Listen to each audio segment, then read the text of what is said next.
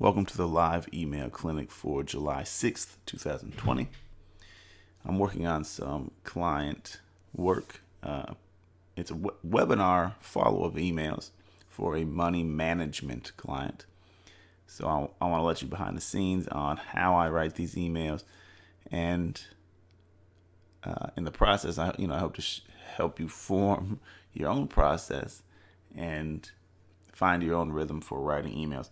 Let me start out by saying, if you're in a different industry than we're talking about today, that shouldn't discourage you.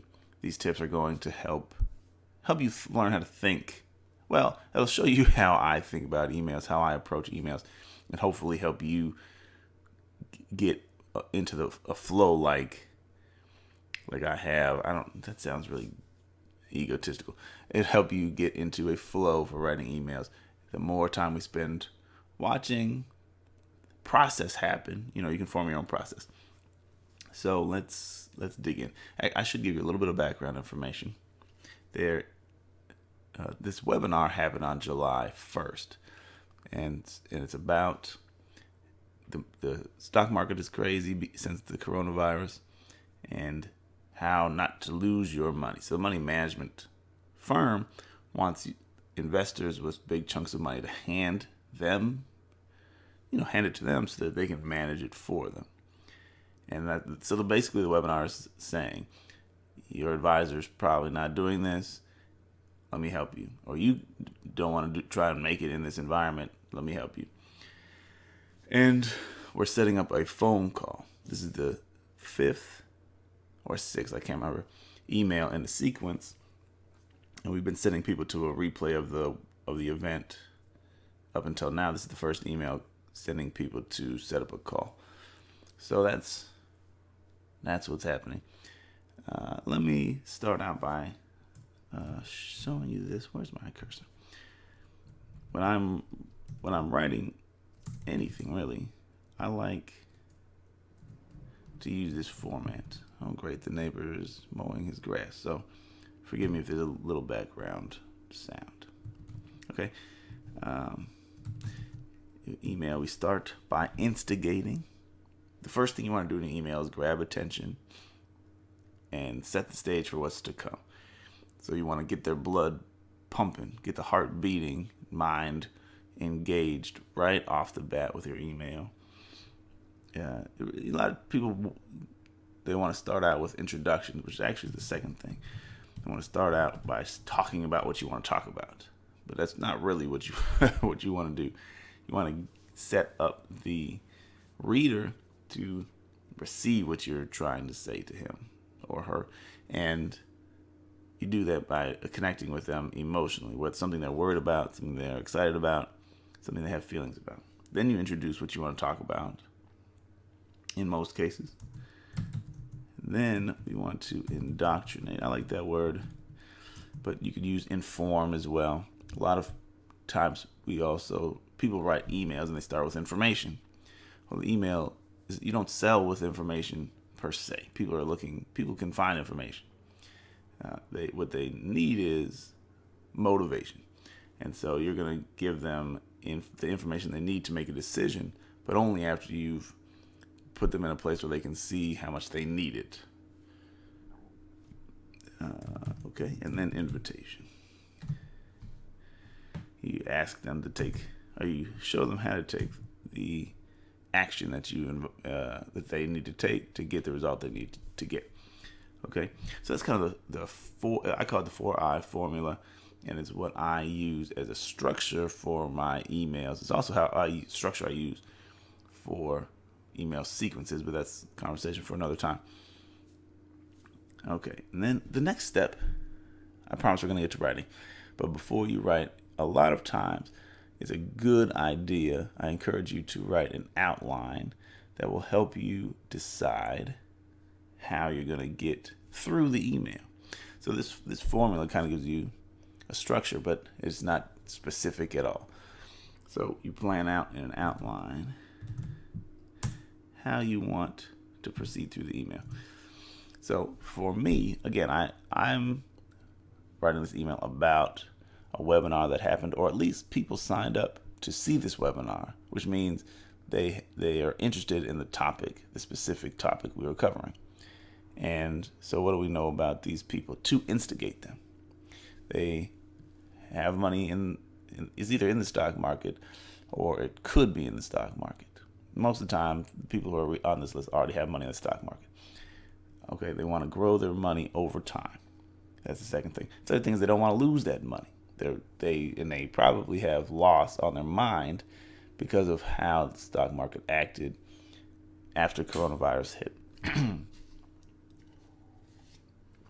So they don't want to lose money, and they don't want to manage it themselves. They don't want to do the work and the research required to do a good job managing it themselves. And so that's why the people we want to talk to have those characteristics. So I often start with negativity or pain because it's clinically proven, psychologically proven, to create a stronger reaction. People are twice as likely, or they'll spend twice as much energy avoiding pain than they will to go obtain pleasure. And so I like to start out with negativity. That's what I want to do. The thing that we just mentioned that's negative is losing money. So I want to talk about losing money, but really with specific reference to the webinar. I said, your portfolio is in danger of shrinking, and we want to keep your portfolio from shrinking because you spend time building up your money, and you don't want it to go in the wrong direction. You want it to get bigger. So shrinking would be a bad thing. So that's where we're going to start. I'm going to appeal to this fear, or really build on it and illustrate how it can be with historical example. Again, I'm not coming up with this off the top of my head. This is from the webinar. So in the webinar follow-up emails, we can refer a lot to the webinar. If you're having an event, a webinar, you're referring to something that you sent out in the past, and you're pretty sure they're familiar with and interested in, you can refer back to those things. I'm going to use a historical example. Then I'm going to bring it right related to today, bring it current, because you can always say, who cares what happened in the past? I want to know what's happening right now. And I don't want them to feel like it's not relevant today. And then, of course, we can help. It's how emails almost always go in this direction, right? We can help. My product can help, whatever. And I want you to call. All right. Let me say one more thing. I usually write subject lines after I've written the email, unless I have a really great idea in advance. Most of the time, the subject lines come out of what the email. You write the email and then you find your subject line based on what's in the email. If you know what you're going to write the email about, you might have an idea. But since I don't. Forgive my inaccurate typing. I hit backspace a lot.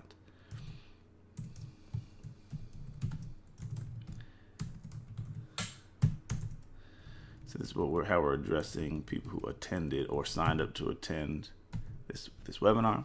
Summit VIPs. This is what we've been using. You can use first name.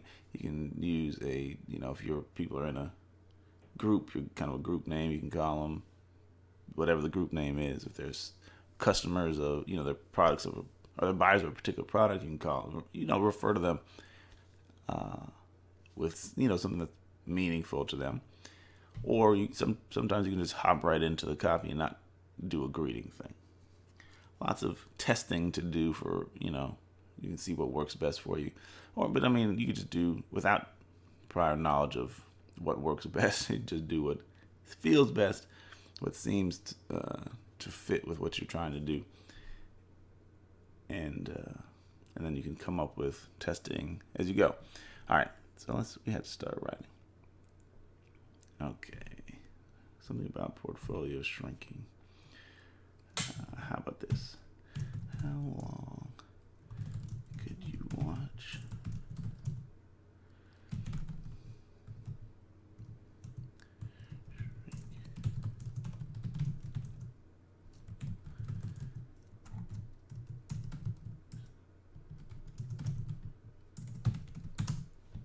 this is shrink. This is tied to the historical example that I want to use. Now, I did have a historical example in mind. I even grabbed a screenshot from the webinar that I'm going to plug in here. Let's question. All right, how long?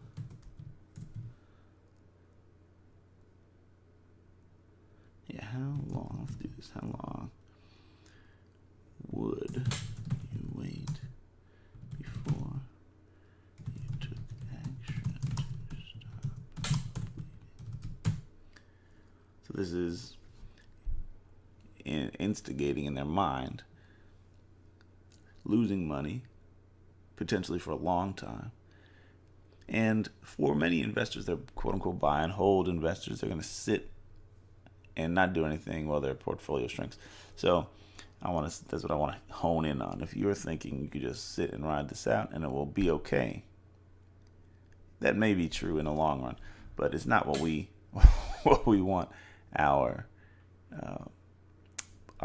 clients or our potential clients to feel. We don't want them to feel complacent that your money's going to be okay if you wait long enough. It is probably true, but it's also true that if you diversify, you'll have a potential to do better. And so that's what we want them to do, because we can help them do that. Okay. Again, don't get too hung up on I need to plug this computer up. Don't get too hung up on the technical jargon we're using here. You can think about how this applies to what you're saying. Watch this. Well, let me go a little bit further. Let me get, because that's the portfolio shrink part. I want to go to the historical example. I might just say it as a historical example.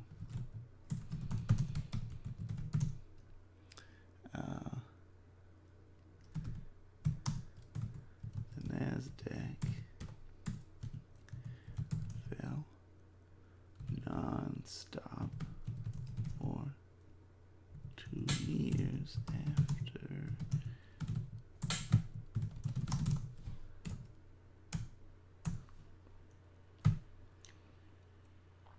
now this is research that I've done.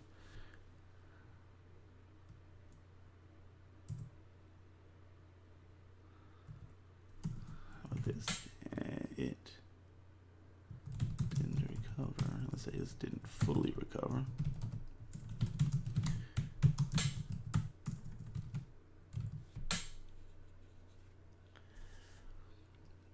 Now, I have, how about this? Maybe I'll put my chart right in here. Insert an image, sorry, that.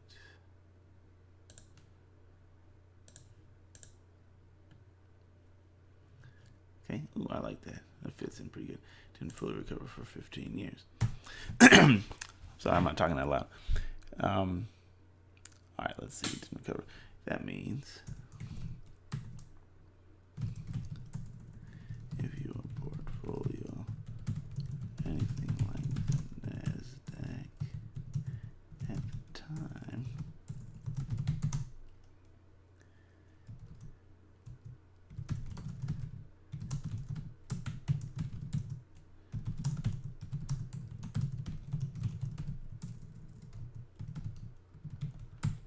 that's what you don't want, right?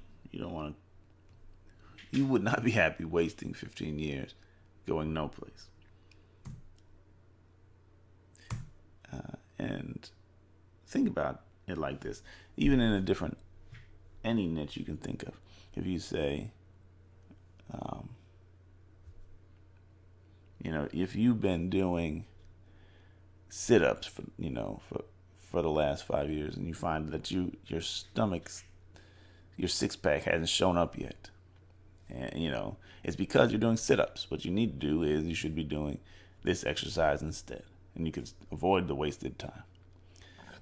Or if you've been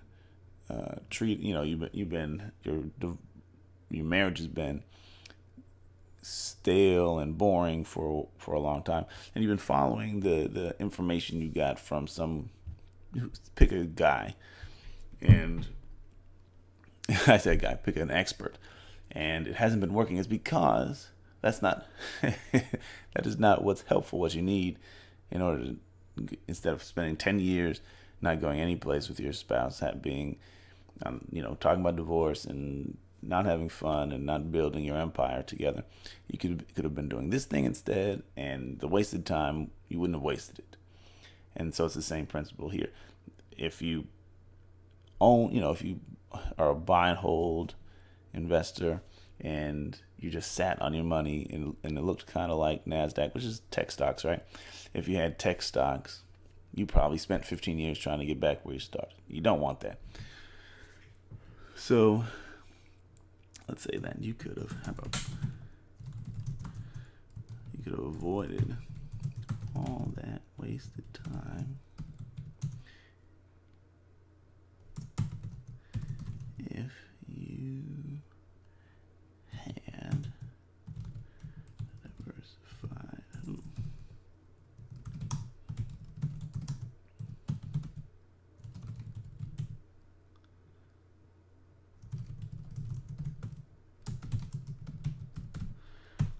Maybe I won't put that part in there. Diversified.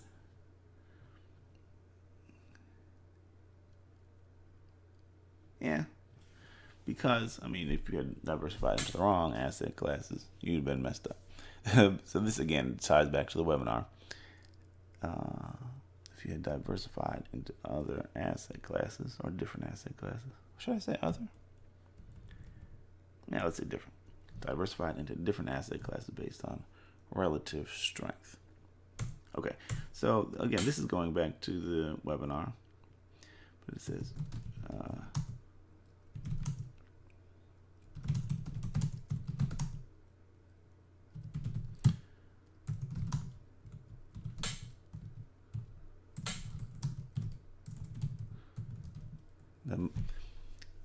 when the money comes out of the stock market, it doesn't sometimes it sits in cash, but a lot of times money's going into other kinds of investments.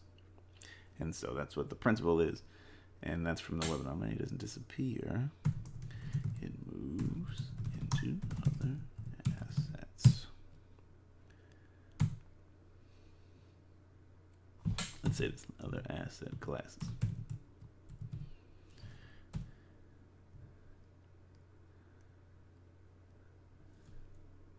Now, see, okay, so I haven't really introduced anything, but now we're in the information part, the indoctrination part. Pardon me. Moves into other asset classes. Now, I'm going to go back in another example.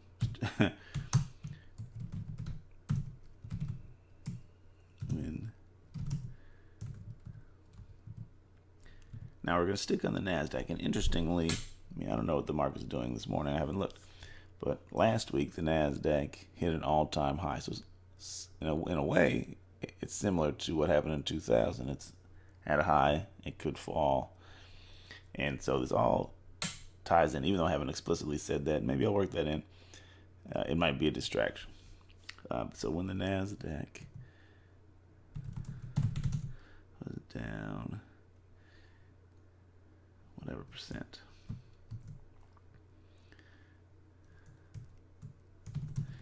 in whatever year, I could say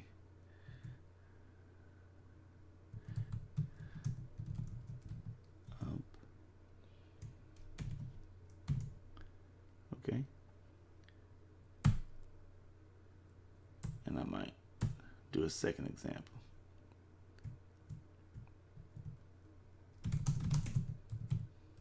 Now, I know the NASDAQ crashed.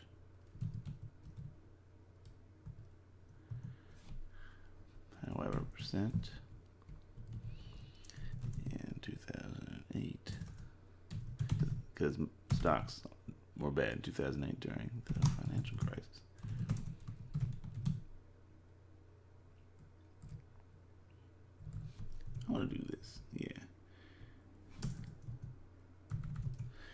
And this, I can go back.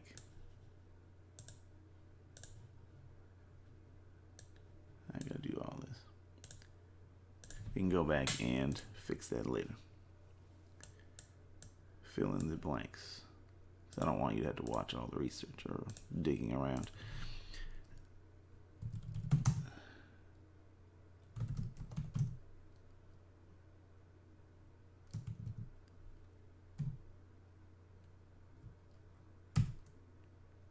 Now I want to say this.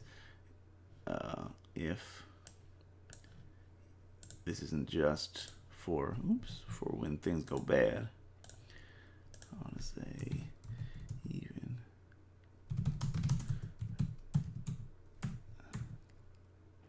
how about this? Even when the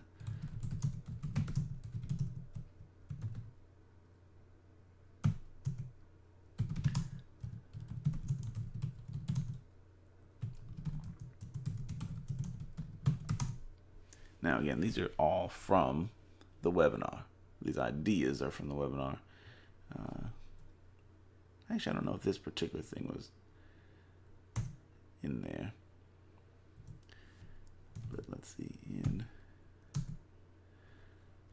2009, we know that the stock market bounced back.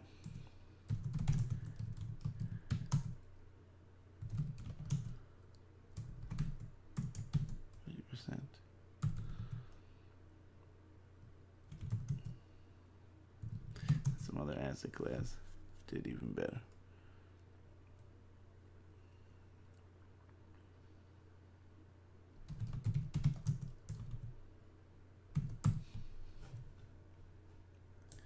Again, I'll go back in there and fill in the percentages later. All right. I hope this is no longer the case. All right. So that's kind of that. I want to say that's the power of diversification. Let's say that's the power of diversifying with relative strength.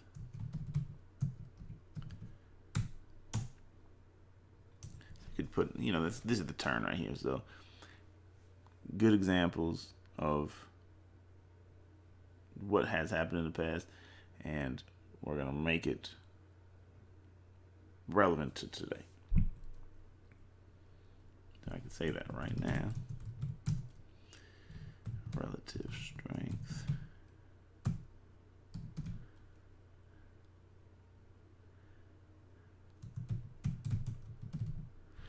Indicators. Say the stock market is a risky place for your money to sit. I don't know if I want to say that for your money. Well, you can always go back and edit. This is kind of first drafting.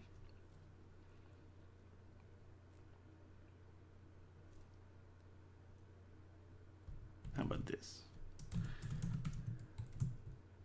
Ever since the coronavirus hit,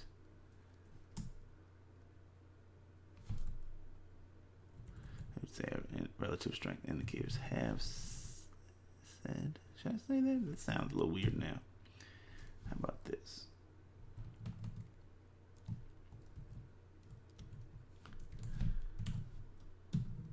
Yeah, that's it right now.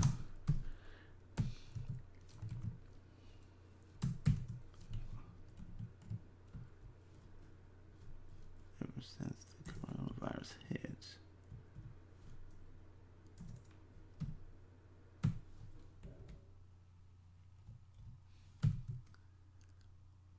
the market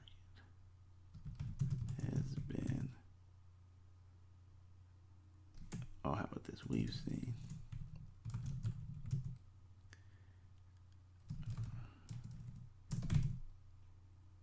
highest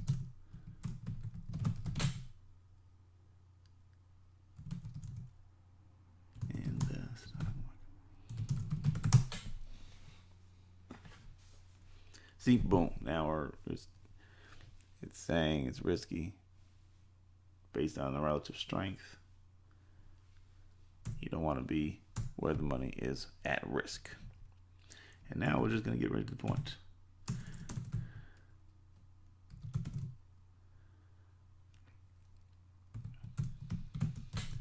I won't reveal the client's name here. Can help you reduce your risk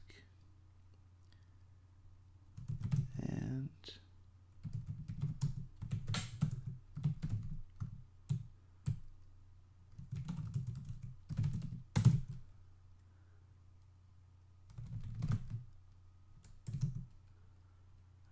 maybe I just use volatile in today's uncertain environment.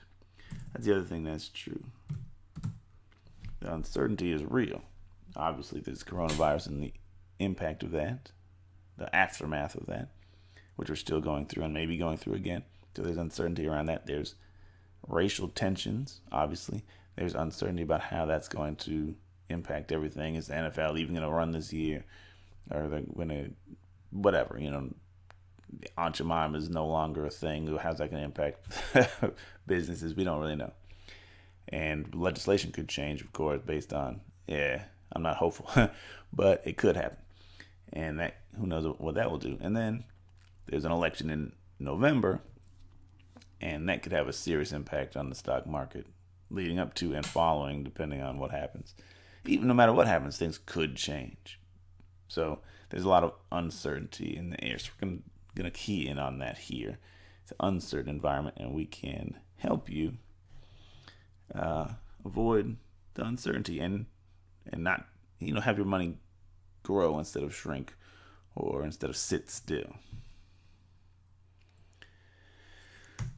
Okay, if you're interested, that's like a line that I use a lot. If you're interested, you'll see me writing that a lot.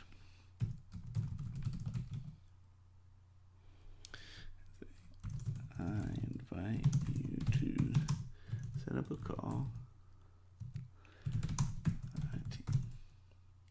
So you see how the outline helped us move through this. We kind of know what we want to accomplish, and then we just fill in the blanks. Invite you to set up a call with my team.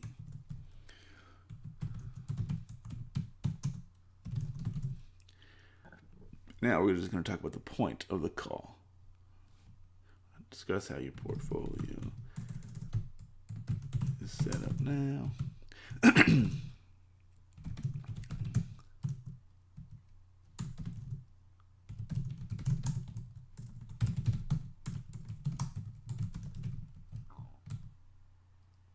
How about this?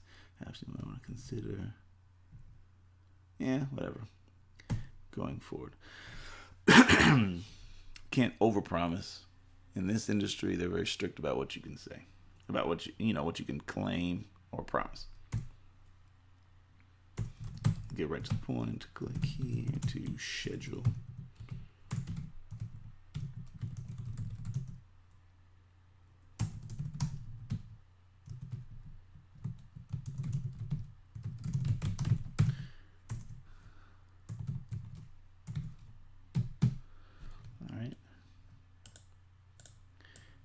That into a link. Now I'm just handing this out to the client. I don't set it up in their system. I don't know what the link is. They'll put the link in there. And you know what? Let's put in a PS here. PSs are good. A lot of times you'll see PSs in emails because people read them, and it gives you another chance to make your point. Let's make one quick though. You know what?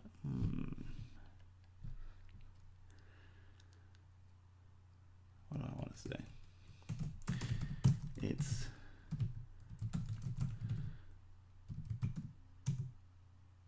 critically important to prepare.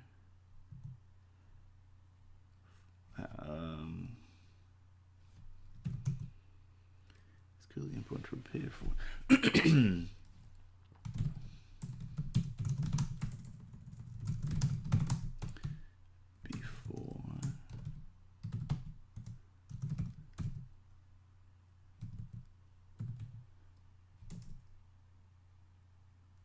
I don't really want to say that.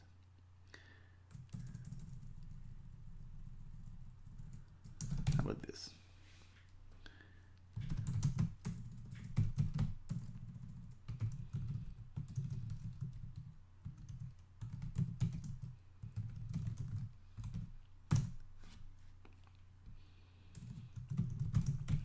Stock market's been crazy heading into the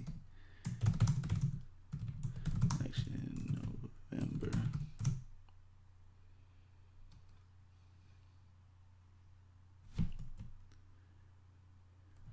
It's going to be a long sentence to chop it up. You don't want to have too long sentences that are too long. You don't have paragraphs that are too long either.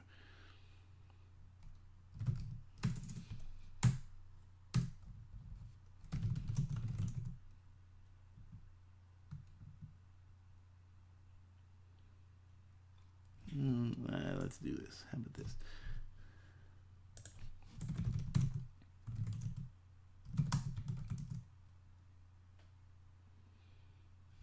Could get shaken up even more heading into the election. Yeah, that's how I want to do this. In November, it's critically important.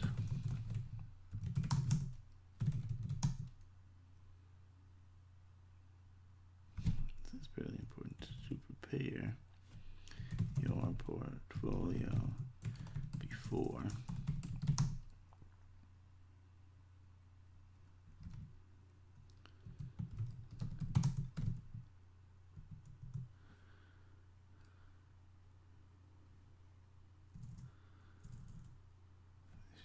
the shifts,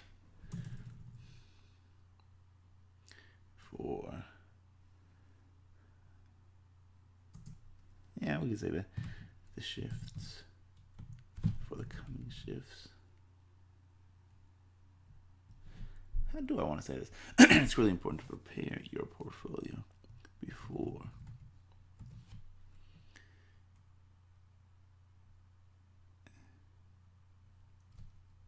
I don't know if I want to say that at all. I thought I knew what I was doing.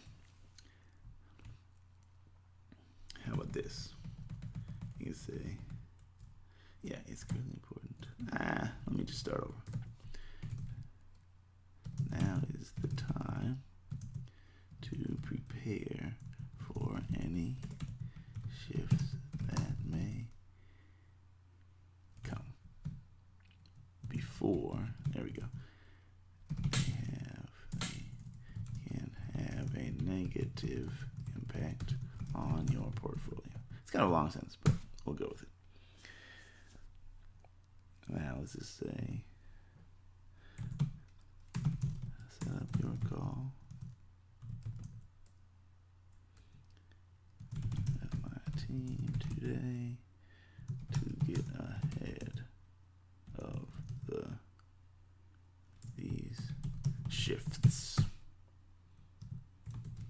And I'll do the same thing here. Just click to schedule your call.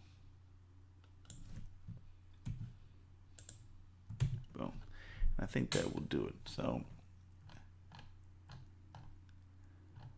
yeah. We gotta write subject lines. Try to do it quickly here. So again, my subject lines are they're going to be based on the email. So I like where we're starting here. Just with what we got there. How long will you watch your portfolio? Let's say shrivel. It's an interesting visual verb. What else? That's a bummer.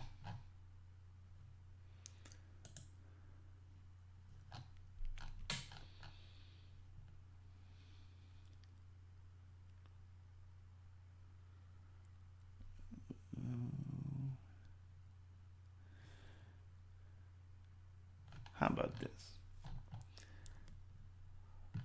Let's relate this back to because most of this email is talking about the NASDAQ. So maybe we could say,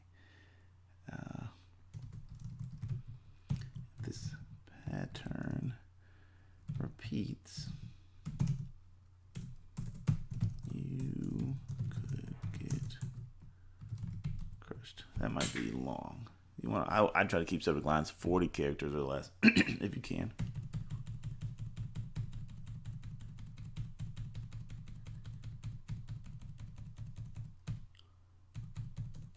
It's 46 if I count it right. I'm gonna leave it for now. Not too bad.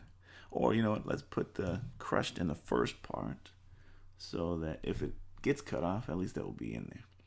Say you could get crushed if this pattern repeats. See, by the same amount of characters, but crushed is in the first part, so it won't get cut off. And I like to write a lot of subject lines because you never know what you're going to like. You never know when, how many you got to write before you come up with a really great one. And then you can test. If you have more than one, you can do a test, A/B test, or a multi-subject line test. And if you're handing these over to a client, you never know what they're going to like, what they're going to want to test. So you give a couple. Along these lines, how about this? This will decimate countless investors. It will, if somebody is owning the wrong thing when the stock market goes crazy. And it had, I mean, it seems like an overstatement, but it's true. Somebody's always getting wiped out. So this is true. And how about this? Because we're talking about shrinking money or going a long time without money. We could say something like 15 years with zero gains. Something along those lines. How to not have that problem.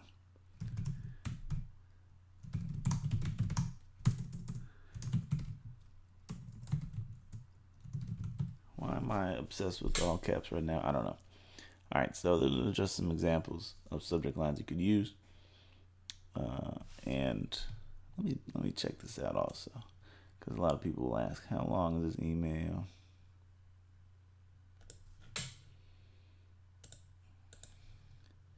$338 words. Okay, and I don't have a problem with emails of that length. You shouldn't have a problem with emails of that length. If in the emails where we're sending people to a replay, they tend to be a little bit short, because what we really want them to do is go to the replay. We're gonna sell them on the replay. We're not selling them on making a call, which is a bigger ask. So in this case, we're asking them to set up a phone call, which is a little bit more pressure, or a little bit, it's a bigger thing to ask them to do. And so we're doing a little bit more selling, a little bit more getting people, prepping people for what they need to do. And so the email's a little bit longer. Could have even been a little longer than this, but it feels like a good length. And you can do that. If you're sending people to a sales letter, or you're sending them to a video, you're sending them to something else, your email can be shorter. If you're asking them to take buy something right there directly, if you're going to send them to an order form, unless the order form has got a lot of selling on it, your email can be longer. If you're sending them to, want them to make a phone call, it can be longer. So that's just a little background information or thinking behind that. All right, that's going to do it for this clinic. See you on the next one.